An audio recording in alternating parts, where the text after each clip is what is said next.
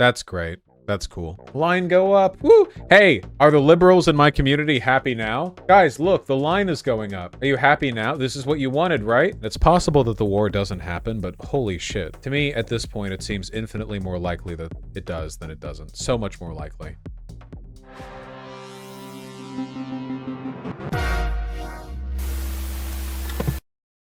Russia-Ukraine crisis live updates. Here from CNBC. What do we got? The Russia-Ukraine crisis is at a pivotal moment. Ukraine accused pro-Russian separatists of attacking a village near the border. In the U.S., meanwhile, Blinken made an urgent appeal against an invasion. Ukraine accuses pro-Russia rebels of provocation after reports of shelling near border. Pro-Russian separatists in the country's east opened fire on civilian territory on Thursday, damaging a kindergarten. Cool. Meanwhile, Russia-controlled media agency RIA claimed on Thursday that Ukrainian forces had shelled territory held by pro-Moscow separatists. I like how this is being framed as equivalent. Pro-Russian separatists attacking civilians within Ukraine and Ukrainian forces attacking pro-Russian separatists in Ukraine. You know? I like how these are being framed as equivalent, you know? No, Russian media claims that happens. No, I know, but like by Russia. Like these are like two parsed things, okay? Oh boy. All right. Hey, I live somewhere here. Doxed. Doxing you guys. Oh, there's the ice wall that contains the ocean of the flat earth. All right. Okay, am I just blind? Where's the border? Is the border is this red right here? This is the border right here, the one that my cursor is running across? Okay, yeah, just making sure. There are a lot of lines on here. Okay. And these are the incidents that we're looking at. This red area is... Okay, so I'm guessing this red area is the area that's held by the pro-Russian separatists, and this is where the conflict has been between the pro-Russian separatists and Ukrainian forces? Okay. Nearly half of Russian forces massed near Ukraine are now within 30 miles of the border. Cool. Right up there. That's cool.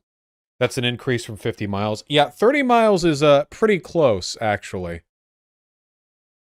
House caught fire as a result of shelling. Shelling over here. Reports of renewed shelling. They've also set up field hospitals. Wait, is that true? Russia has set up field hospitals? Then it has to happen, right? Yeah, this is from today. Holy shit. They've had it for a while now, and they're still building them, though? Unfortunately, despite the message coming out of the Kremlin that troops were going to start moving away from the Ukrainian border. Over the last 48 hours, we've seen the opposite and more troops still arriving. There's been an anonymous briefing from the US overnight saying 7,000 more troops have moved forward. That's not necessarily a figure that we recognize here in London, but definitely illustrates that more troops are moving closer to the Ukrainian border. Bridges are being built, field hospitals constructed, and all of that, I think, is quite worrying. Dude, that's that. Dude. If they're building field hospitals is a pretty committed indication of being willing to bring about, like, prolonged warfare. That isn't just moving your troops to the area. If they're building war infrastructure, like that, like, Hassan be like, it's just a meme, it's just a meme. This has satellite photos. The Russian economy is in the shitter over this. Yeah, they're committing a massive amount of war resource to this. This is from 6 hours ago. God damn, dude. Our military satellites these days are good. Look at that. Holy shit. You can literally see footprints in the snow from space. That is wild. Why am I hearing Russia remove their troops when it doesn't seem to be the case? Because Russia said they did, and they lie about everything all the time. They lie constantly. They lie about literally everything. They do it for fun. Field hospitals. Were these built, or were they just taken over?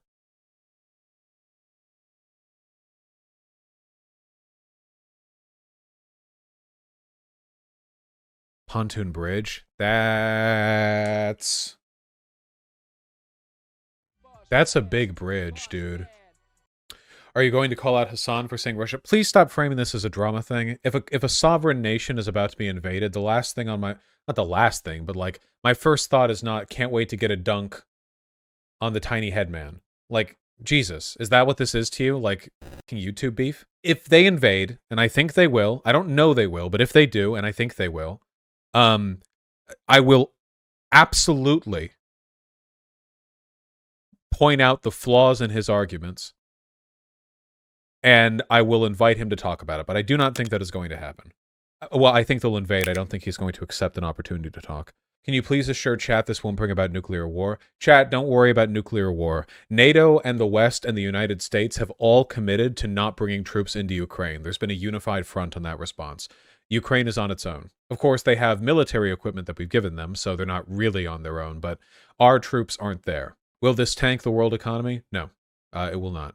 It will tank Russia's economy until they're able to start taking advantage of the natural resources they're conquering in Ukraine. There's nuclear artillery in play. I know. I'm aware. Thanks.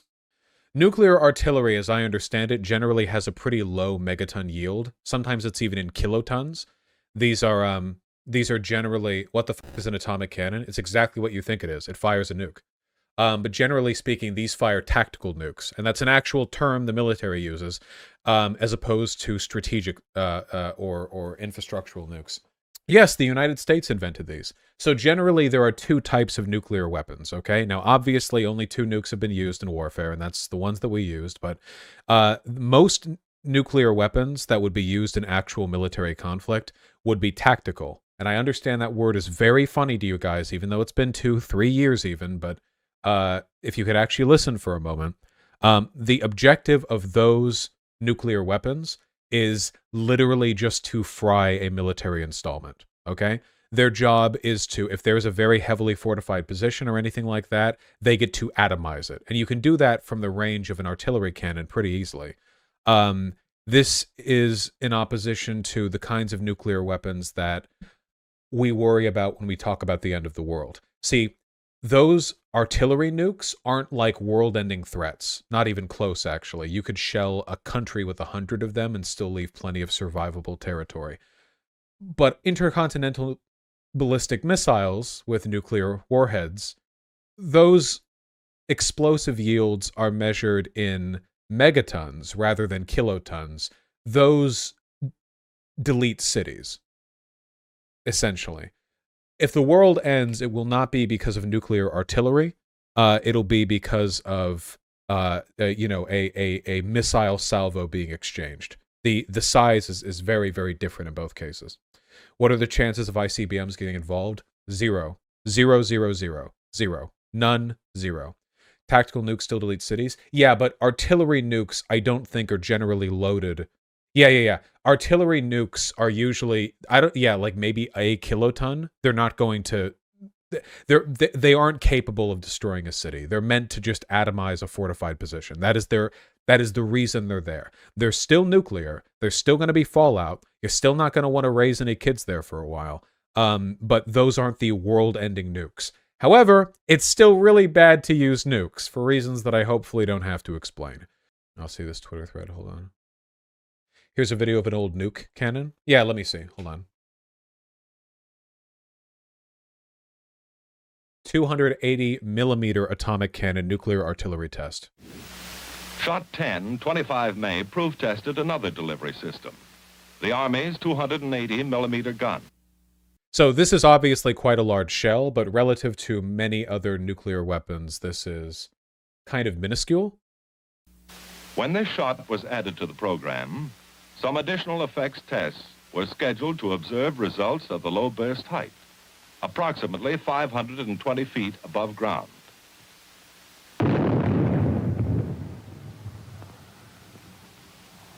Since no gun-type assembly had been detonated since the Hiroshima bomb, the weapons development scientists had on this shot their first opportunity to study the nucleonic behavior and fireball configuration of such a device. There we go.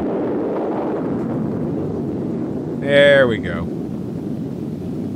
Yield 15 kilotons. 15 kilotons. Okay, wait. This is a massive artillery nuke then. 15 kilotons is massive. That's the size of what we dropped on Hiroshima. That is huge. Okay, most of them aren't this big. We were fucking around a little bit with this one. All right, so Hiroshima's off there in the distance. Unlike the situation with an implosion There we weapon, go. Goodbye. the scientists were here able to observe fireball growth from a body of fissionable material whose exact shape and dimensions at the moment of detonation were known. No, I'm pretty sure. Hold on. Nuclear artillery yield. Let me see if I can find any standard on this. Here. Nuclear artillery, a subset of limited yield tactical nuclear weapons. See? I wasn't making that up. Weapons are launched. Let me see. What yield? I just want to see what... Okay. Estimated yield of 15 kilotons. This was the only nuclear artillery shell ever actually fired in the U.S. nuclear weapons test program. This is the video we just watched. This one right here. This one that's being described right here at the Nevada test site is the one we just watched the video of. But that was a pretty extensive one. Do we have, let me see. 5 to 10, one with 40 kilotons. Well, that would be bad. Intended to yield up to 2 kilotons with an enhanced radiation capability. Why would you want more of that? No, that's the worst thing. Why would you want more of that? Its development was halted in 1983. Thank you. Jesus. Who did that? Oh, we did that. Great.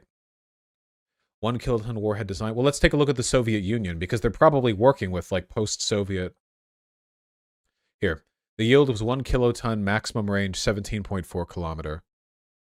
This is for a 154 millimeter projectile. These ones don't have listed kiloton ranges.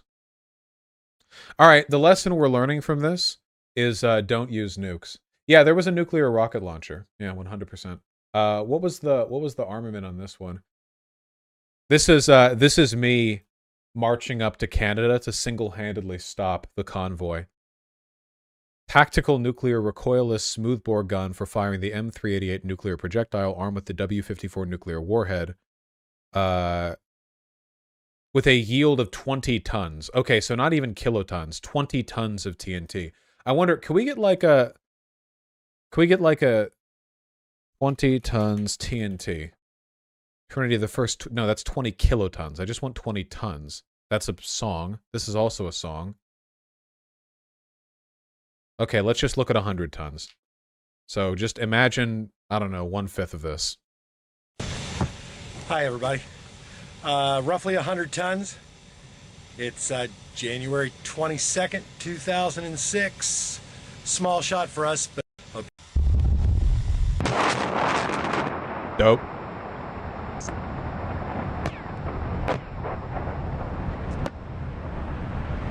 All right, so it wouldn't be quite that big, but can you imagine having that in a rocket? You could just be running towards the field of battle with like the giant fucking rocket, you know, like, getting ready, getting ready to make a difference, you know? Yeah, the real heavy. It costs $637,000 to fire this weapon for 7 seconds. All right, well, here are the number of ceasefire violations going on in Ukraine right now relative to all the others this year. That's cool. That's fine. That's fine. That's cool. That's great. That's cool. Line go up. Woo! Hey, are the liberals in my community happy now? Guys, look, the line is going up. Are you happy now? This is what you wanted, right? Look, again, it's possible that the war doesn't happen, but holy shit, like... To me, at this point, it seems infinitely more likely that it does than it doesn't. So much more likely. The agitation being raised by the separatist forces in Ukraine are probably just a way of splitting the attention of the Ukrainian military to make them easier to divide and conquer when Russia invades. The pro-Russian separatists in the Donbass region directly answer to Russia. So there's a pretty direct line of contact there, so it's not a random series of incidents. This is a pretty clear, deliberate escalation. Look, all I have to say is this. I understand that Hassan is really, really bad at changing his mind and really, really bad at taking criticism, but holy shit, okay? He's got 2 roads to take if Russia does invade. One of them is the one where he just kind of accepts it and moves on, like accepts that he made a mistake. And one of it is the one where he essentially justifies Russia's invasion by saying that U.S. brinksmanship and NATO brinksmanship brought it about, and that, like, the only reason...